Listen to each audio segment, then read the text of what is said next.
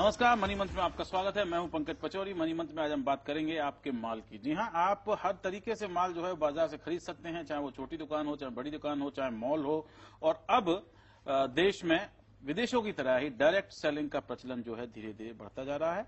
और उसकी वजह यह है कि हिंदुस्तान का जो कंज्यूमर है वो अब अपने पैसे को ज्यादा से ज्यादा संभल कर खर्च करता है, मेहनत करता है, पैसा कमाता है, खर्च करता है। इस समय देखा जाए तो मुल्क में कोई 11.5% जो हमारी जनसंख्या है उसको हम मिडिल क्लास कह सकते हैं, जो आंकड़े आते हैं।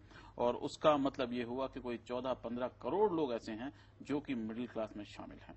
और इनको लुभाने के लिए, इनसे बात करने के लिए डायरेक्ट सेलिंग जो है वो हो रही है। हिंदुस्तान में कोई 6-7 बड़ी कंपनियां जो दुनिया भर की हैं वो यहां पर आ चुकी हैं। और साथ ही उसके ये भी चीज सामने आ रही है कि अब चिंताएं दिखाई जा रही हैं कि रेगुलेशन जो है वो कैसे होगा, डायरेक्ट सेलिंग को किस तरह से बेहतर तरीके से लोगों तक पहुंचाया जा सकेगा। डायरेक्ट सेलिंग का सबसे बड़ा उदाहरण अगर देखा जाए तो हमारे मुल्क में वो इस समय एसएमएस सेलिंग है। आप एसएमएस के जरिए जो है मार्केटिंग की जाती है और लोग उससे खरीदते हैं। हमारे पास 3 खास मेहमान यहाँ पर मौजूद हैं। दुनिया की एक बड़ी कंपनी एमवे के senior vice president Yogendra Singh हमारे साथ में हैं, बहुत बहुत धन्यवाद। और डायरेक्ट सेलिंग जो कंपनीज सारी जो है उनकी association IDSA, Indian direct selling association की सेक्रेटरी जनरल छवि हेमंत हमारे साथ में हैं। और क्योंकि मामला कंज्यूमर का है और कंज्यूमर के अधिकारों का है और साथ ही कंज्यूमर को ज्यादा से ज्यादा सुविधा देने का है, प्रोफेसर श्रीराम खन्ना हमारे साथ में हैं जो मैनेजिंग ट्रस्टी हैं कंज्यूमर वॉइस के।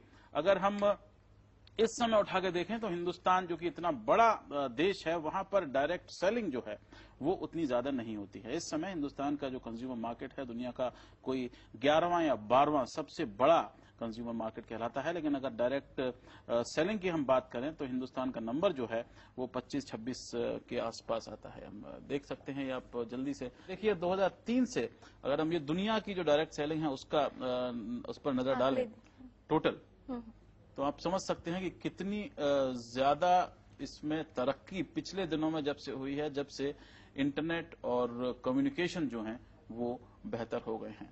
कोई पिछले 3 साल में सबसे ज्यादा हुई है। अगर आंकड़ों से देखा जाए तो 2007-8 में करीब 14% से 15% तक की ग्रोथ हुई थी और 8-9 के अंदर 17-18% की ग्रोथ हुई थी और 9-10 के अंदर 24% की ग्रोथ देखी। 4120 करोड़ रुपए जो हैं वो अब 2009-2010 के हैं। और ये बावजूद इसके है कि 2008-2009 में दुनिया भर में मंदी चल रही थी और लोग कह रहे थे कि देश में भी मंदी के आसार नजर आ रहे हैं। मार्केट साइज अगर हम देख लें तो ये आप देख सकते हैं कि किस तरह से तेजी से बढ़ रहा है। लगभग दुगना सिर्फ 5 साल के अंदर मार्केट जो है वो हो गया है हिंदुस्तान में डायरेक्ट सेलिंग का।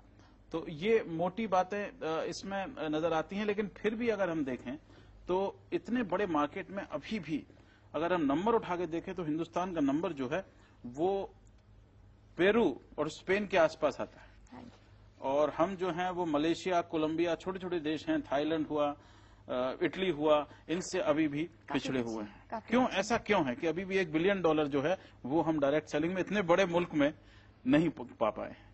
सबसे बड़ी बात जो ये है कि एक डेफिनेशनल क्लैरिटी, परिभाषा जो डायरेक्ट सेलिंग की है वो हमारे देश में क्लियर नहीं है। जैसे कि कैटलॉग सेल्स हो गया, door to door sales, direct selling, internet sales, इस सबको लोग सोचते हैं कि ये डायरेक्ट सेलिंग है, लेकिन वो डायरेक्ट सेलिंग नहीं है। डायरेक्ट सेलिंग की जो परिभाषा है वो इस हिसाब से है कि जो भी कुछ आप बेचना चाहें वो आपस में मिलकर घर में या घर के बाहर किसी भी ऐसी जगह पर जहां पे भी फिक्स दुकान नहीं हो, जहां पे परमानेंट रिटेल स्ट्रक्चर नहीं हो, वहां पर ये इसका आदान प्रदान, लोगों से बातचीत। कई बार ये जो सेल होती है ये उस हिसाब से होती है कि कोई पार्टी प्लान रखा जाता है तो औरतें इकट्ठी होती है, वहां पे भी सबसे बड़ा उदाहरण है हिंदुस्तान में, तो वहां पर भी सेल होती है।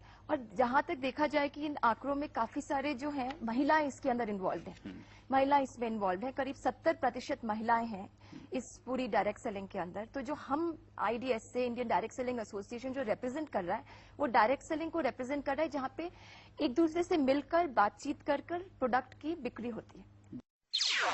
NDTV's cricket app, Android and iPhone, fastest scorecard, special analysis and much more.